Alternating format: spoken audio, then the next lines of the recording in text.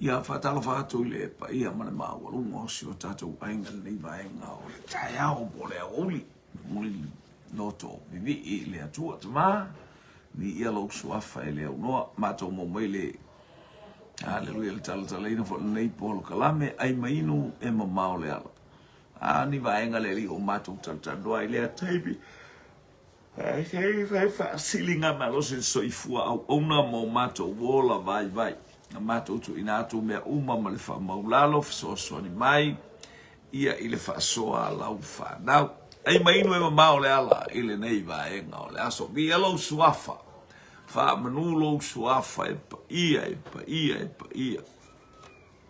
amen ia fa tala fatu si o tato ainga suafa manu malo yesu geriso le ali I male fa aola 5 minute ua te aile I tula. 5 minute te aile I tula. Haleluia sfuma lua I tonu o Samoa nei. Tu sataimi ma Amerika Samoa. A ua 5 minute te aile sfultasi tonu o New Zealand. Ia onisi vaenga o le lalo langi e pei o Hawaii. Ia na ua te ale I tula e tasi I Hawaii. Ia le 5 minute te aile I tula e tasi I Hawaii. Amerika fai tula e saipe uma tasi lua tolu fa po le 5 po le fa. Haleluia ia olo ia ile angalele I ole atua. Fa fo I tula I tu atu. Haleluia pe lavas fultasi sulu aluse fulu. Iva mo le valu po utale valu tonu o haleluia o Australia. Fatalo matu ile pa ia ma walunga le anga mai o le ainga o le fatuatua. Ai mainu e ma o le ala I olo mau o maitala I Amerika Samoa te tele lava ti mungo ma tele wanga whaftai ile atua no le aso sa malanga atua isi o mata uta mana nafi o mana ia o na malanga le fata o maneina mafisa o tai. Olo o maua mai ai se ripoti le mata ngofia lai tono le ta vale. Haleluia lo ta mo esio na fine a vifo le la fatauk. Haleluia. Lo ta mo esio na fine I tono le bank.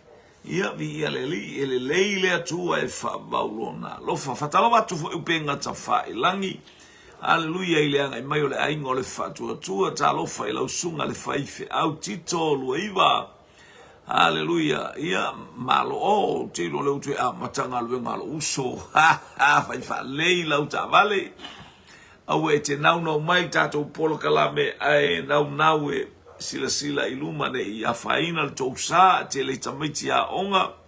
Haleluia ile ataimi male ataimi e fea be alof te le ato fa tailo a auto ina mai fa talo fa il tato polo kalame misa watekini talofa misa ni ia leli angalelei leli ile maftanga ile nei taiao. Haleluia ia o vainga I lau fanua o Samoa langi lelei. Haleluia nai palasi nai tamaiti munga ele oni ti munga o wanga fa manuyanga poni nai tulu fa ina ia su waile lau ele o wati ute mafaiva fa atino ina vi ia le li fatalo fatu fo au na le tua le au ia te la to mama tina usum to fa fine ia on fai on tato awai le taimi ma le taimi lau polo kalame fatalo fatu fo ina wa valu minute te ai tu la suma lua ile anga mai o le te o lo ale nei e kalesia la I ula. Hallelujah ia praise God. Yosa ia le atua malo le soifua ia ile anga leo le atua inga luenga fatino foi o le aso ile nei taiao fa manu ia tele atu le atua a o ia ifuafuanga ma polo kalame. Haleluia haleluia wai o Metusela Manoa o ai o Metusela Manoa. Haleluia na mua whanau. O ai o Metusela Manoa na mua whanau. Ai mainu Maxi mawinatu talofa Gemma Philly I ia leli Haleluya. Tavita manu, talofa, talofa, talofa. O ayo noa ma Metusela na mua whanau. Ai maino e mamao le ala. Ingo stala anga mayake nese lea ya anga ima yai Metusela manoa o ayo ila ua e matua. Ai maino e mamao le ala. Taimol fatalofa. Ele sunga tamaitai. Haleluya. Tamaitai on mota. Chema.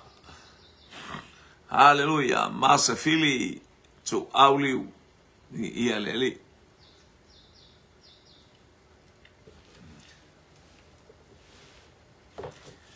E ole leo. Maile langi. Ilunga. Ole leo na. Woo! E matauti ya. Wah! Ole leo na. Wow! E matauti ya. Ya. Haleluya. Lelo mutali mai ya fili e matua noa. Faftai. Haleluya. Tali mai ya masfili. Tu auliu. Fatalamatu me aile ainga mai tafuna Amerika Samoa talofa ile aso ngafual nei. Haleluya. Ia le watali mayai ia tanuwasa family maletali Metusela. Haleluya. Ole tangia lele ona wa. Oi sele fefe.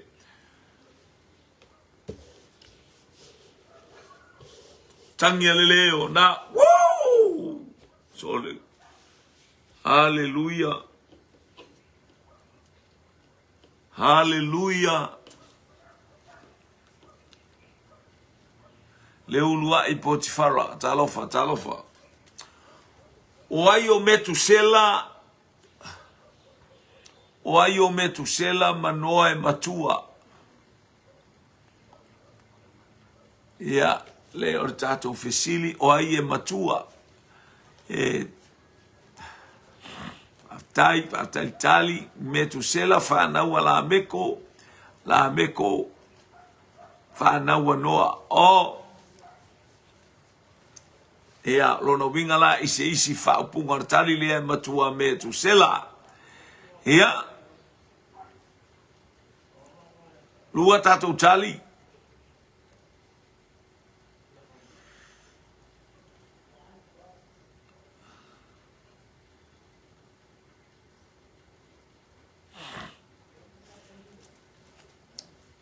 Ia fai fo ila tele tausanga. Ia whaalongo le lei.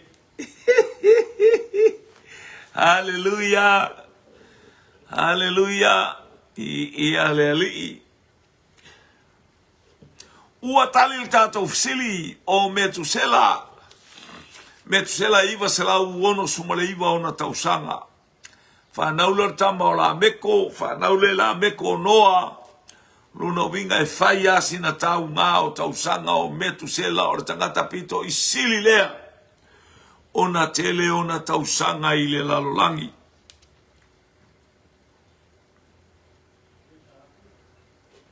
Haleluya.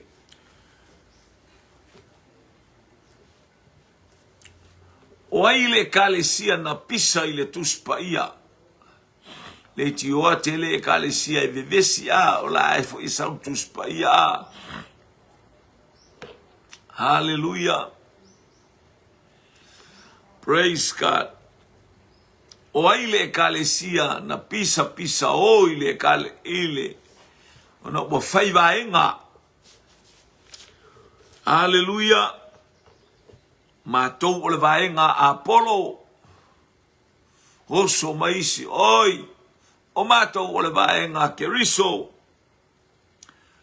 Oi o le matou tama Paulo o faitama faiteine. Faita ngata faele. Talo favartua Susana Fetalainga.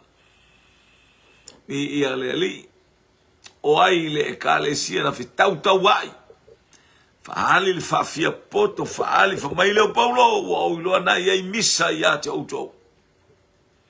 Na iai veve singa ia te auto. Na ia tasi le loto, tasi le fatu, tasi le ainga. ele ioti Paulo mo outou, ele whasatauloina Paulo mo outou, ele baptisoina outou i le ingoa o Paulo. Whailonga fisili mai tani le whapea mai a peia o Efeso, just ele a talofa, le sina pese e talofa, Susana Fetalinga le faletua, Anthony Tanuwasa, maletali o Corinito, Lua tali Efeso ma Corinito.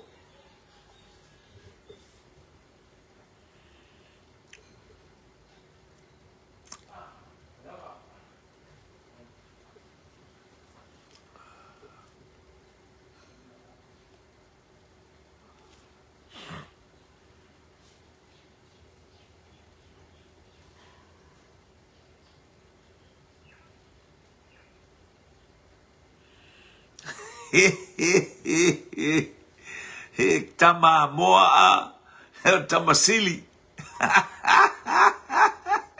fa'aftai faletua mo le fa'atalofa o watu mama malo si o tatou aiga le aimainu susuga le taʻitaʻi aulelei fa'apeke ke ofoka'ika so le ia oe ke fai mai alaga mea ke le o kaimi o le kaʻikaʻi aulelei a le taʻitaʻi laga sa iai le atua ia Iosefa. Eu ina mata ngā mea na aluanga ia Iosefa. Aina whaamanuia le atua. Hallelujah. Chema, mo koronito mta mua. Hallelujah. Koronito. Hallelujah. Talofa tiostelea. Faftai mo le fatalofa. Vi ia le li. Manuia ngā luenga le aso ile ngata foilea. O mai ainga mai tau maftanga le whanau le atua. Brace kada. Ai mainu. O ai le ekalesia. Kalesia fai kengi. Fai vaenga. Le manaia. Ma lepe ai le ekalesia. Mai Paulo tau te lelo. Ma lepe le ekalesia i kou meanga. Le baptiso ina se sio matou mo outou. Tau sala enmisi talofa. O ai le ekalesia ma lepe lepe. Fai maisio Apollo, fai maisio Kefa, fai maisio Keriso, fai maisio Paulo. Wale iloa tui pala sefa talofa. Hallelujah, hallelujah.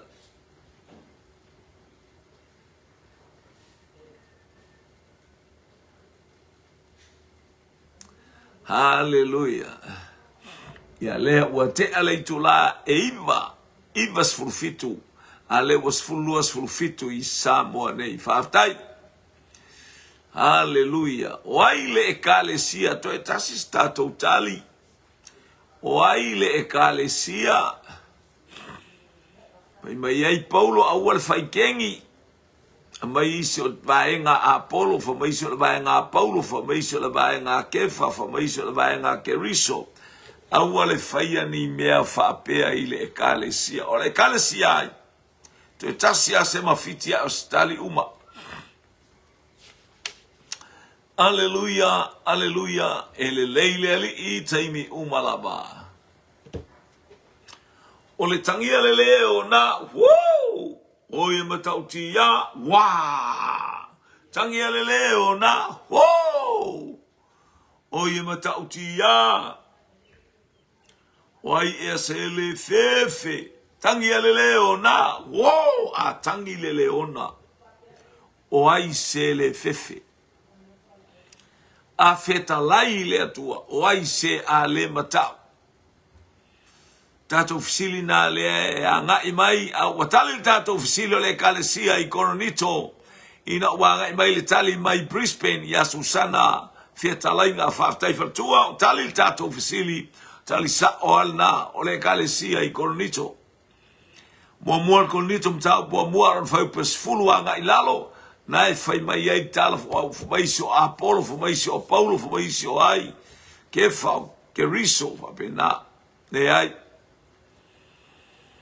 mia na le tato te falongo I leo mai ngo e kalesia la mosa e kalesia ka iki e kalesia pentecoso e kalesia fa olaina e kalesia mamonga e kalesia mai o a kalepe aya Tala noa ile upua le atua. Tala noa ile upua le atua. Aleluia. Ele ole ingo le lotu ele sau le atua e whape atu sa ole le tau lotu. Paua el tangata ya fio mai le li sa ole le keriso. Lai to tonu ia te auto. Ele sau le atua e si ti atu se lotu. Po se whapot tonga no. E sau e avatu lana e kale sia o oe ma una taina ile toto le tamai mamoe o Yesu Keriso.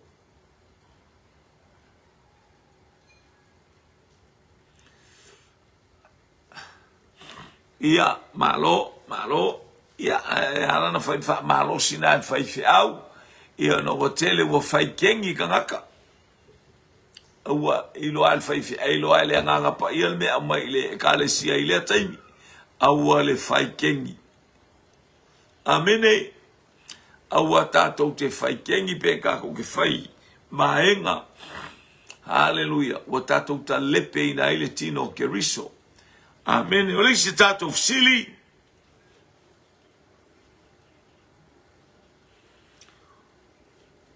O whanaula na tamatane. O ia whai ngoa ia Levi. O le ale winga o Levi. O le ale ingo le winga o le ingo o Levi. O whanaula na tamatane. O lona tolu leo tamaiti. Hallelujah. O ia whai ngoa ia Levi. O le ale ingo le winga o le ingo o Levi.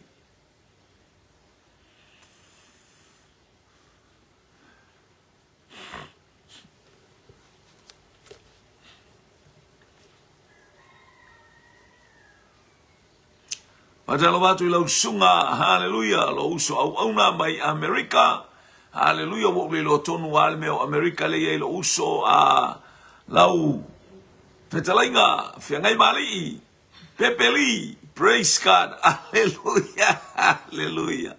Ia mare faletua ya salamasina, sala ilmasina, hallelujah, to e tau fanua le mali atoa, ta lofa lava, lofa tu mo o le uso ia, sole ua se e mai nei lo tauso ia otineru, hallelujah, ole epikopo, ole tatou, e kalesia i sai pipi, ia talo mai mole, hallelujah, bi ia leli, whamorianga le atua, le uso bi ia leli, leo tali mai fisili, hallelujah, tema, masfili, tu au liu, Levi ua so nei o maloto malautane, ia leo tali mai, ua so nei o maloto. Anthony Tanuasa, ua pipi i o maloto malautane, o kale au lelei o kali. Sa tala longa vii, talofa. Talofa i lau talainga, hallelujah, fiangai malii, hallelujah, manuia poro kalame, manuia fo i baftai fo i mo alua poro kalame maltina, hallelujah, okay ya iale, si ufonga o le tina le ngata fo ilea o le leo fa paulua o le uso. Tali mai Susana Fetalainga. Titi mai lano i savai a ua fai nei. Hallelujah, Brisbane mo no fuanga tu mau o lo pule nei mea tau kangaroo. Kangaroo ele ngata ilea o le wallaby male manu malosi o le plongo. Ua pipi i o maloto malautane. Oka.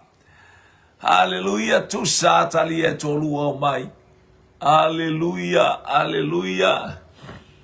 Ua pipi i o maloto. E se le mana ia e fipi ta i loto se ainga a. Ainga i ai le atua. E iai le fasoa manuia le atua.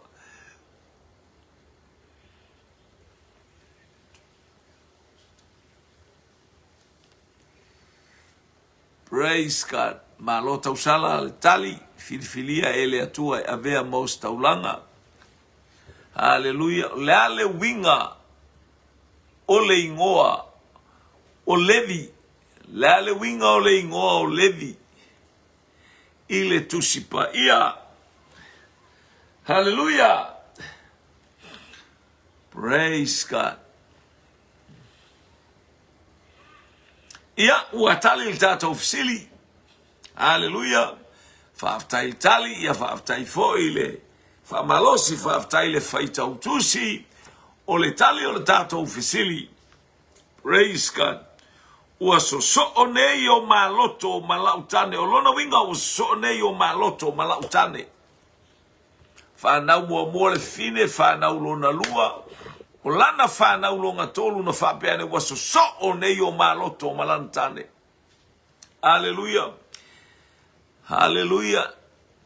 Na o staimi sa faisi so onga lea. Na o taimi na iei arona amata ai te iwa ame esele ngafu. Hallelujah. Wale manuia le tele o sale vi wali ali mai bo fai me leanga e pe tato wa ia eli. Ia le tato o mai fo ina wa ai Yesu. Taimi o Yesu.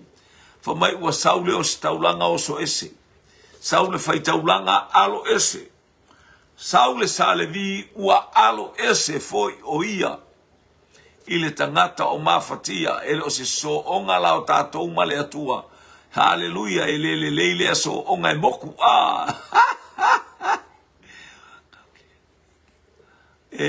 ia fa ua pole langa lai o tama ya foi. Langa lai o tama faila to fra o ai manuia tatou ia leli. Iosefo vise si o talofa, Iosefo vise si o talofa. Praise God. Io le na.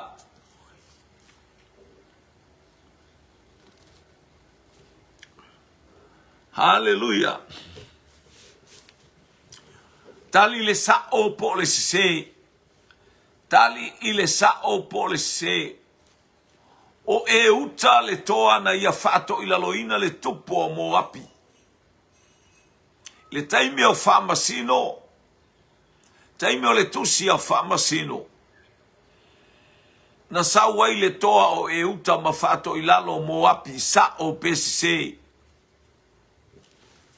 Sa o PCC. Ia utelo ia ise mata upfa toa o lo talno iai ia le. Sunga na whatonu ia. Hallelujah. Ia male.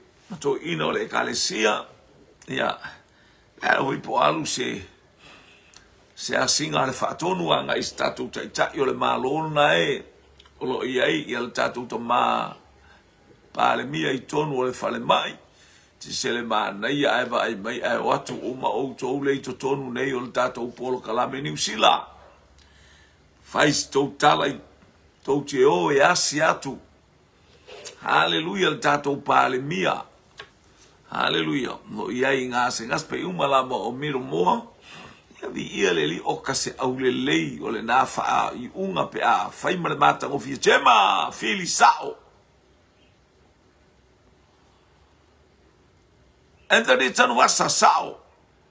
Susana fetalainga true. Oka.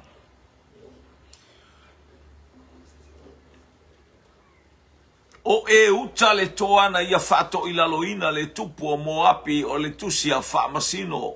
Ua polonga, ua mafatia Israelu I le whamale maleo le o iluma saukua o iluma saukua pe ia le mele tātou te iai. Hallelujah. Tō fia ai lea ele atua le nuku o Moapi e whapolonga. Ame le pule ilunga o Moapi whapolonga tangata Israel. Ia. Hallelujah. Ona sawa ile o le toa. Hallelujah. O le tama o e uta. Alefa mai sao pese.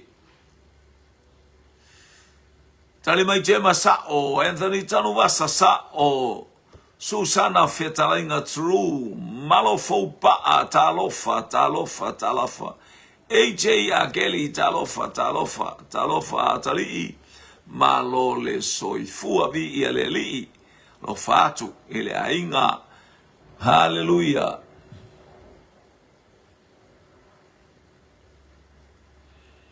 Ia praise God. Faftai te talo ile ainga o le fatu atua. Faftai ele oto esea o manuia mai le atua.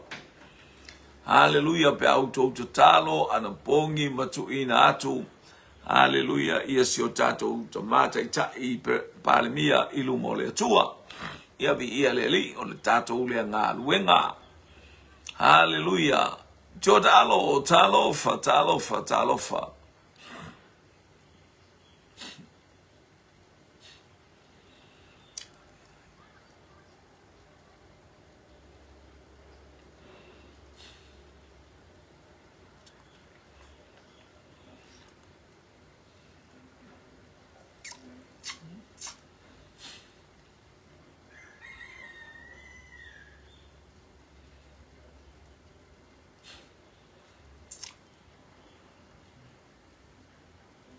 Ia, ua tali tātou fisili sa o le lei, tali e sao, o le tali e sao, o e uta, haleluia, o ia lea na fasiotia,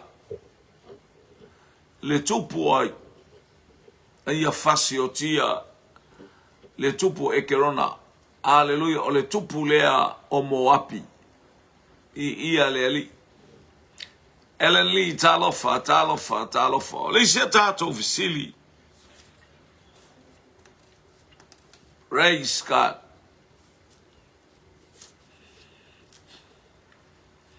Hallelujah. Hallelujah. Hallelujah.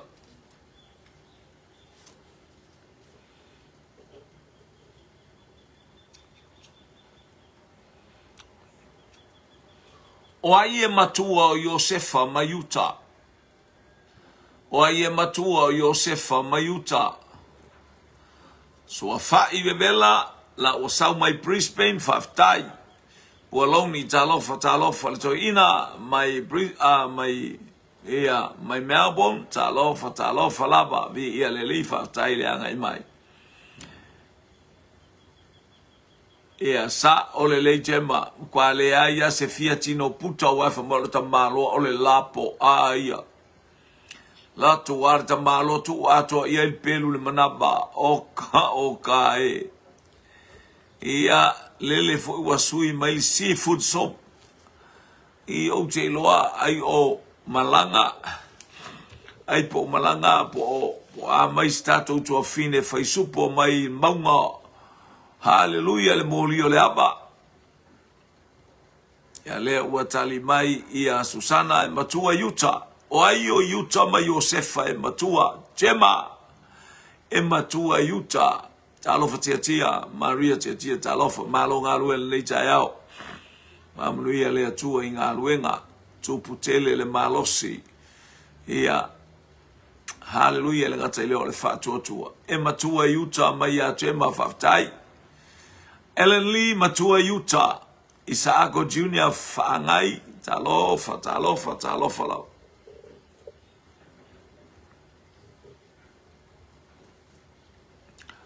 Hallelujah.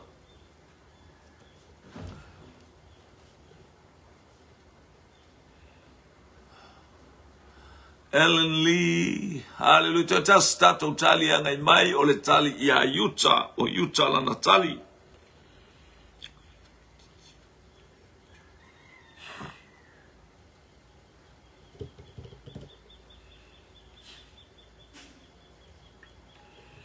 Anthony Tanuvasa maletali o Utah. Malo fopa a maletali Utah e matua tali le tato fisili o Utah.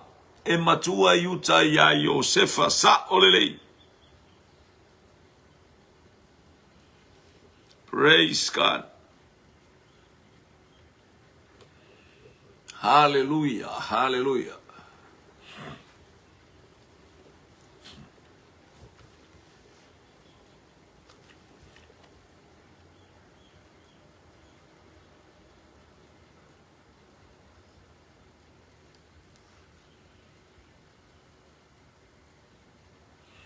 O ai le whanau whaftai malo fopa a maletali a Utah Anthony Tanuvasa whaftai. O ai le whanau whaaleanga mea, whaaleanga ina taulanga. Na matu ele nuu, hallelujah, e whai taulanga ai le au na le atua. o taulanga le avatu le fale o le atua ai o mai le whanau whaale anga mea o ai le whanau whaale anga mea le oka.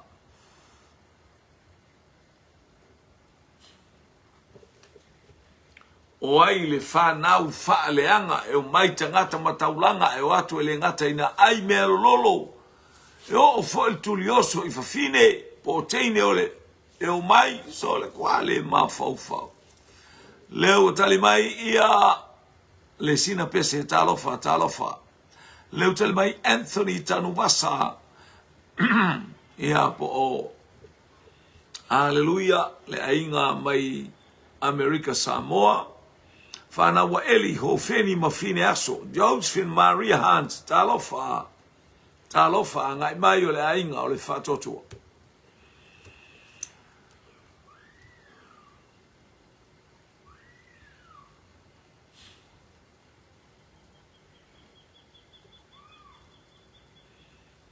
Tali mai malo fo paa teine mai Taranaki. Hallelujah. Fana wa Eli. Soale ya Luka Sane Rivi talofa. Fine aso ma ho feni mai ya Josephine. Susana Fetalainga ho feni ma fine aso. Ellen Lee ho feni ma fine aso. Tia Maria. Hallelujah. Fana wa Eli ho feni ma fine aso. Gemma mua Samuelu falta upus funtasil foi upu. Sa o le leil tātou tali o ho feni ma fine aso. Ama le mafufau. Tama faso e whamale valea. Hallelujah. Fasoa o feni ma fine aso. Whaftai. Talofa tawita manu. I ale ali. Praise God.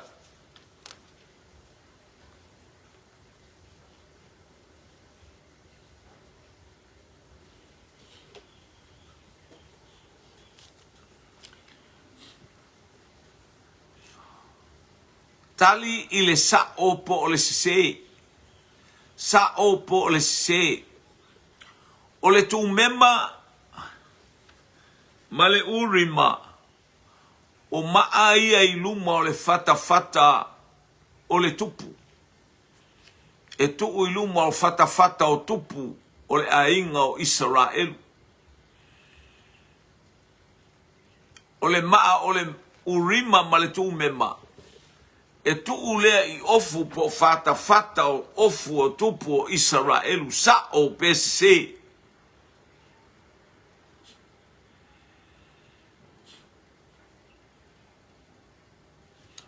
Urima male tu mema o maaya lua tuu I luma o ofu o tupu o Israelu sa o PSC. Ia fatalofa atu. Hallelujah. Tavita manu mai Seattle, Washington, Seattle, talofa.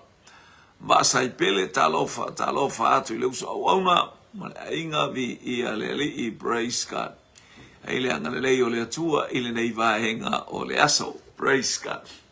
Hallelujah. Alofa tele mo o leusa auna. Hallelujah. Tali mai tia mai sao. Tali mai tia tia E sise. Lua tali. Lua foi. Vaenga o tali. Sao male se. Tali mai le si e sao. Tali mai le si E sise. Yo. E benesa.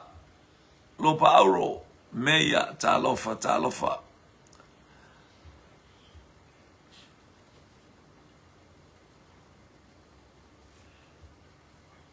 Lua tātou tali sao male se. Tali mai te masao. Tali mai te tia se. To repeat kako fisili. O le urima male tu mema. O mea ia iluma ofu le fata o le ofu.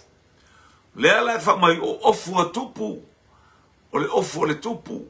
O ofu a tupu o Israelu. Sa o pese. Tali mai ia... Jema sao tali mai tia E sise.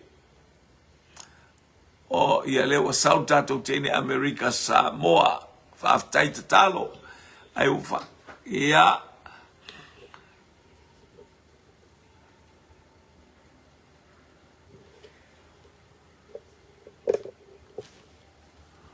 o le tatou fesili o le maai luma o le urima ma le tūmema o maai ai luma o le ofu o tupu o Israelu sa o pe se lua tatou tali fa mai se malo fo pa a se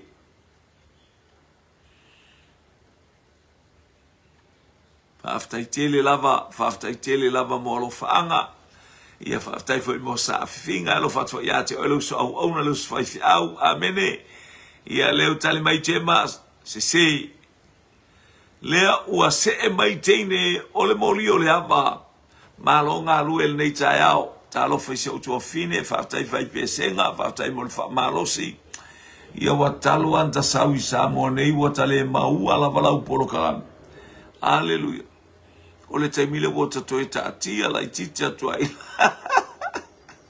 ia leo wa tali mai teine fai a fato so sao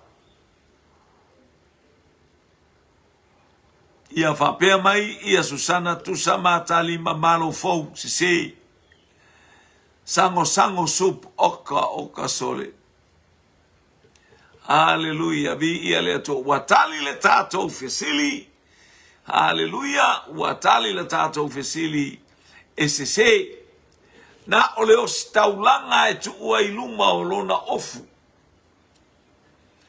ole o staulanga e tu iluma o lona ofu e fesili ai ole aingo fiu e ale ku poel falavelave a fai emo mai le maa ia lona winga la sa ole aingo fiu mataulia la le fa pe mai le o ai eto o ai ole ata fa solo e lole a tali o fa pe o fa tengo yese fa solo ai le o ai la le tangata le o Eliapo a pinatapa o sama a faiele emo ele ai hello ia le atua ai ele nganga le atua le taiao hallelujah anga mai tato fa soa praise God hallelujah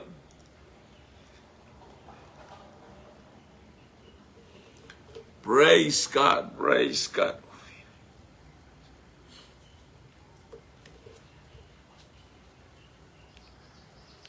o aile nu olona lau mua atenai o aile nu olona lau mua atenai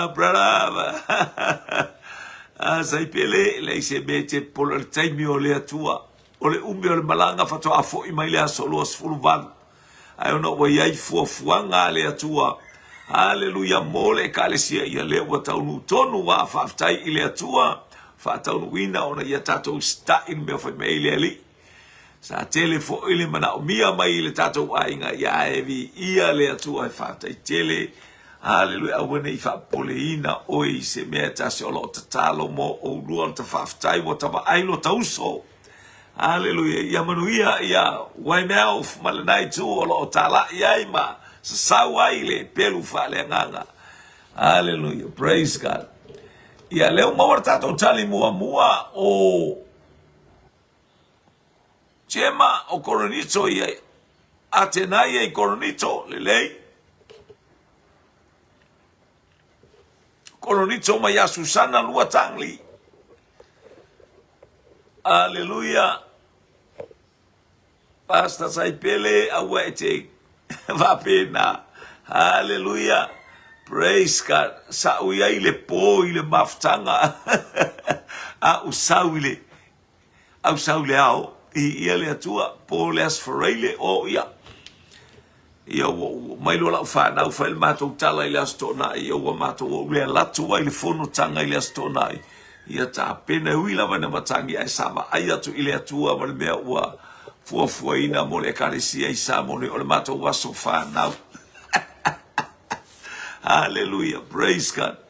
Yeah. Hallelujah, praise. Yeah, if aftai ile atua. Leo tali mai ia le tangata leo malo fupa koronito. O kale poko le kingalea. Ese le malo sultine le mai. Hallelujah, taranaki. Hallelujah. Via leli ai mai no e mama ole ala. Praise God, praise God.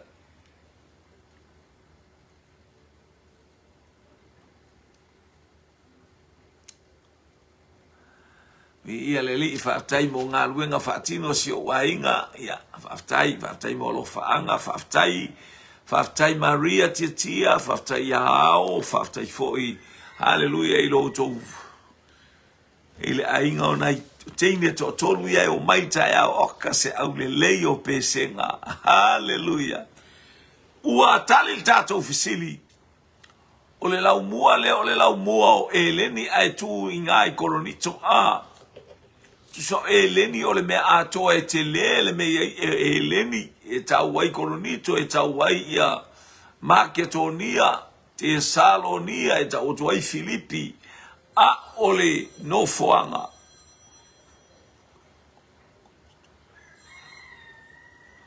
Ia leo tali mai tia o koronito whaftai. Wa tali tato sili o koronito sa ole lei. Malo. O te iloa la le fisili leo tali mai anatongia o koronito. Malo le teine fai pese lea o morio le ama. Te iloa la le fisili lea ele ma fai natali e stangata o outou. Te iloa ele ma fai. O fea se nu o panapa. O fea se nu o panapa. Ia sa o a. Ia lea la ele kalia e seise la waenga. Malia lo saenta si koresa. O le tinata talo. Hallelujah. Mai tono Hawaii talo fa Hawaii. Talo fai o amaile matangi o amaile faulo wa yatu yate o tobi yanga le yatu le atua. Hallelujah, whaamanuia atu le atua ia Hawaii. O anatongia, macaroni soup, potato soup, maukeni soup, so le wofo a Itali e stangata le fisili lea. O fea se nuu o panapa, leo o tali mai le teine mai manukau. City a efia maua, hallelujah. Ia se avanoa I valele, avanoa I train, avanoa I le pasi I so se mea, malanga e manukau. Le tato tua fine ia jema, masafili tu auliu. Ma le tali ko peru e sa wai panapa. Tali mai jema leo tau mai le tusi. Ngā luenga I lono ta upu, e wha rono fai upu, e tolus fulmaleono. Ia tali mai Anthony tanu wasa. Tama mai le motu fianga. Hallelujah o kouperu. Tali mai tintiti lea mai vau vai lano I Savai. Hallelujah lea ua pule nei le bronco. O lano ma kouperu. Isole.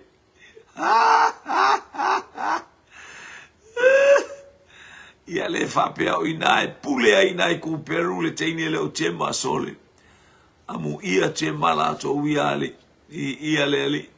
Male losa.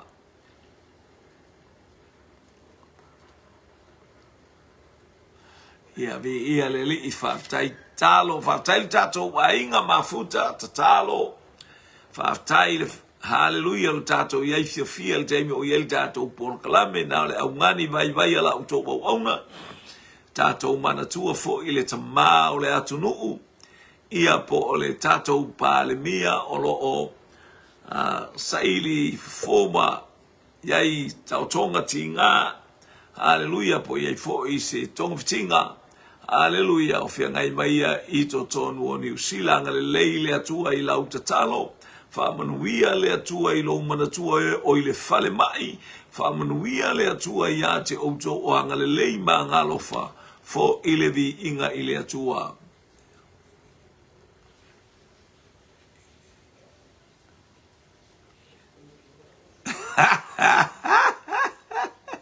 Ole wa ule to e fale ina. Sole ke ala ku ge a wala ku e ka o kori a be ole piko I kai a sole. Wa ku wa ole me I fale ainga. Ia oso ku a fale ainga lo oso ku. Kele ko e fia go fu. Kele ko e fia go fu I baru kau sole. E uma e ai sole o kale o fia li se vai ko. Tali me malo fo pa ku Peru. Ana tongia ku Peru. Hallelujah. Uatali le tato ufesili. O ku Peru sole. Hallelujah. Kapi si vai so oi sole nganga uma palasi mai mal kapi si vai. O te fe ai kapi si vai a America Samoa. Ale nu ulea. Ia nai oso mai ai male. Mare tau fa fe lea. Ole lane. Fa tai mole. Ta po ingo tu unga fautasi. Hallelujah. O mawai atu mare fua America Samoa. Ile manu malo yo o le tulima le o filifilia e fai masuyo America Samoa ile fu ya yuni o lo tato malo o upolu masavai fa ile nganga hallelujah faso ai male nganga ulima fatasio malo elua ia famanuia le atu ile kobana hallelujah man kobana lute na ile ngata fo ile o tai o tato malo Isa moi sifonei di ia le tua faftai mortali di ia le li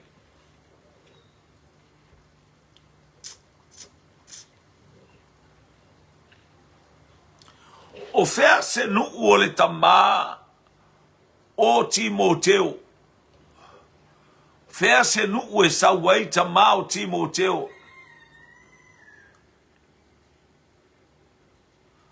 ia faftai o fea se nuu e sawai le tamao Timoteo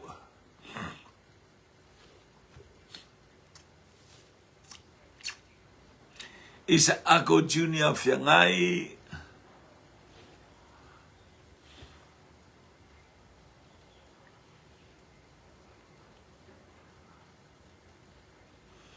sole talo fai a manu ali Hallelujah. Ta itala to ina tapua ia iba a uma. Ia lela wa tafayatu malole manulele tausala ia sawa sele mana yo le swing o le ba le wa le nu le sai ngo le ba o le sau ai alele wa sui mai nei. Hallelujah. O fea se nuu o le tamao Timoteo. Hallelujah. Ele o se iutaia. Ele o se Yerusalema. O le Yerusalema o le iutaia lona tina. Le tina o lona tina ma lona tina. A o lona nuu. Ia le whapea tua te Efeso. Telefoni mai vai nuu siampini. Ia Eunice ngā fua Samoa whaftai talosia o le awhaaleanga mea I nei. Hallelujah. O le awhaaleanga mea I nei le siampini. Hallelujah. O le telefoni o wainu. Ia o I fato a leo o ia leo se va. Leo tali mai ana tongia e leni. Sa o a. King AJ to elau talo falaba. Ia fatalo fatu sumai lau sunga. Ile faife au po lau sunga le fatonu.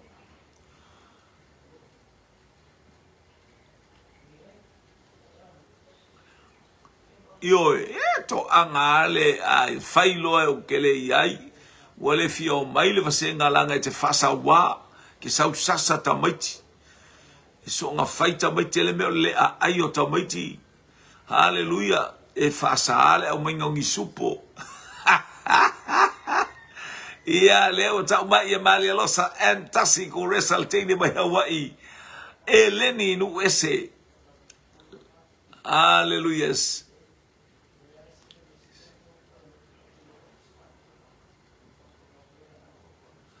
O ia la fai te mana Susana I lau leo a moa. Ia le la wala au ia I to e tau fai mai lau leo a moa.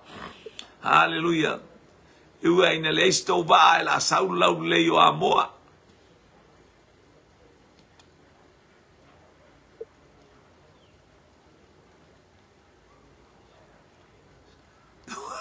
isole Haleluya. Susana Betalainga Eleni. Haleluya. Sau Isamoa nei. Ia tato wofa tasile su e telefo tangata el mato e kalesia i oi puapua o tangata manua. Ia le lopo i nae mawai ia. Anga i o tupu la kings bua. Talofa. Ia le li.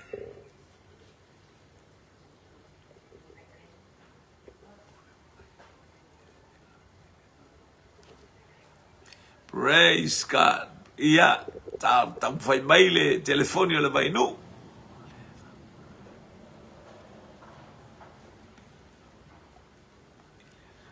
Ia, talo fai le angelu tauali. O le ai loa mai a Susana o la ele fale mai. Aina vili a Susana o la ele fale mai. Ia whaftai faltua. Na e maua ia le connection ma le angelu tau.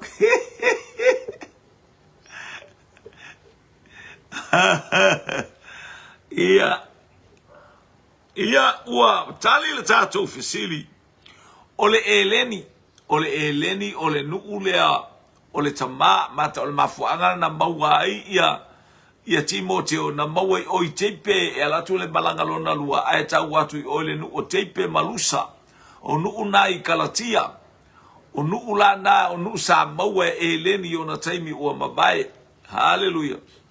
Ia lea na mafuai ai na nonofo ai lea maleta ia mawai lea o le tama o Timoteo.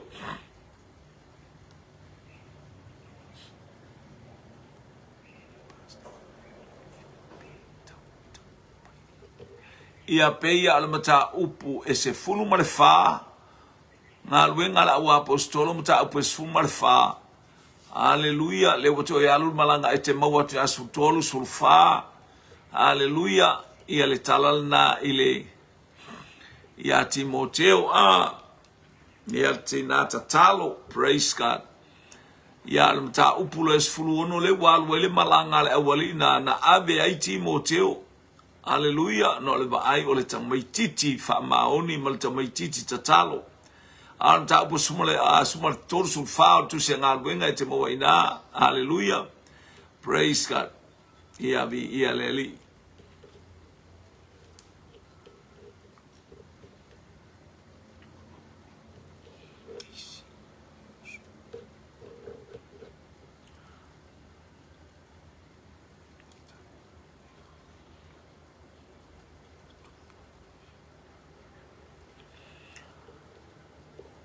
Haleluya.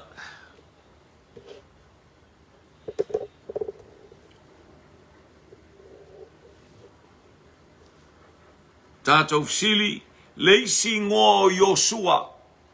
O ai leisi ngō Yosua.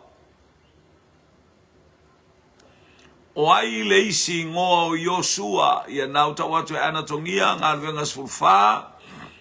O ai leisi ngō Yosua. Ia.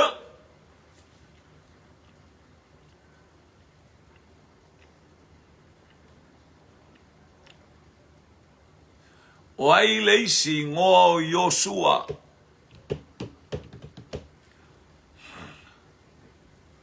Yosua fo ilea na o makalepo nengo ya huro tama loa sole. Supo eleni, haleluya, okale aule leyo supo. Pena va pela e tongi ai sina tamato masina aniani oka e afaina le supo amale eleni. Ia o ile stangata talima lor tangata le endani tanu wasa Hosea. Leo talima itutuila America Samoa. Ile malaiva lele o tafuna. Haleluya. Tanu wasa family. Hallelujah. Faftaitasi bi ialeli. Leo watalimai o Hosea. Jema. Haleluia, le teine mai manukau Yosua Hosea Susana. Teine mai Brisbane ia Hosea Malomopaa. Le teine haleluia mai le tu le onga tonu Wellington e ma Aukilani ia haleluia. Taranaki Hosea tali mai Malia entasi kuresa le teine mai Hawaii. Haleluia, le tinata talo Hawaii o Hosea. Ia leli, ia watali le tato ofisili o le tali le na o Hosea. O le tali le na o le tato ofisili o Hosea. O le isi ngoa nao Yosua lena ia whaoina mai le malanga le nuu. I le nuu o le folanga. Ma le tato utoe ofisili nei awa uli. Haleluia.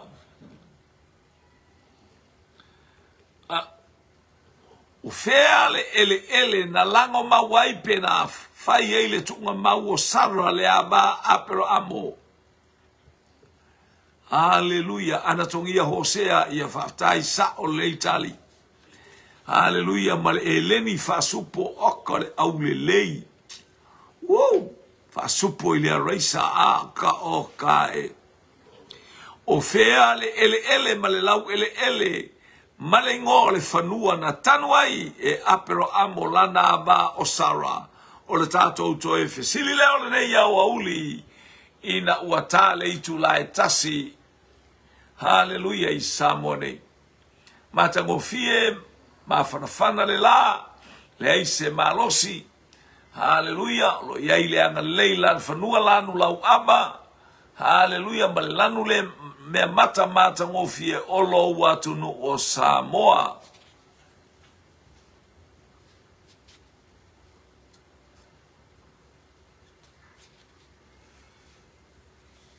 Ia tango tau faini au supo fatele au supo. Ia na amelea. Ia leo tali mantata ofisili mai ya tema oleana o Makapelu Anthony Tanuwasa oleana o Makapelu. Kene se lua sumatolu foi upueiva yo olisfun martasi.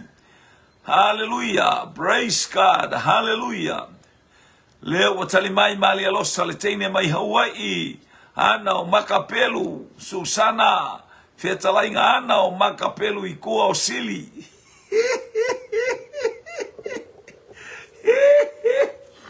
Hallelujah. Kaikele. Anatongia Makapelu. Haleluya. Anga yo tupula king bua. Ole anga I Makapelu faftai moletali. Ia anga leleile atua ile neia o auli watato uto aile si ui. Ia maletaunu unga ole ai mainu ile neiva enga ole aso. Famanu ia le atua ole tato utali muli ole ana I Makapelu. Haleluya le asateu waie apero amolana ba. Haleluia o ia o le tamao whaamanu ianga. Ia whaaftai moalo whaanga. Whaaftai fo I molo wa auto umai. Whaaftai mano fo paa Makapelu. Whaaftai pualoni. Haleluia ana. Haleluia o Amerika Samoa. O Yelena maumaina ia Elia ina umatal noa malto ina ia pesu fo mai altele ti munga ia te autou. Au whaatule manu ia inei. Na fiatimu anafi ala nalena e sua tuai. Ia langa le sa tatu da talo lo fangia lau malanga ia le ua whamanuia atua ile atua. Ia le atua nei vai ngala so whaftai ma le lo samo whamanuianga, whaftai Susana Fitalainga. Ia le ali, ia I lo fatu. Haleluia in whaifi au lo fatu fo ia inga taitasi. Haleluia ole ai mainu. Ona o Yesu. Amen, amen, amen. Feiloai ile taulanga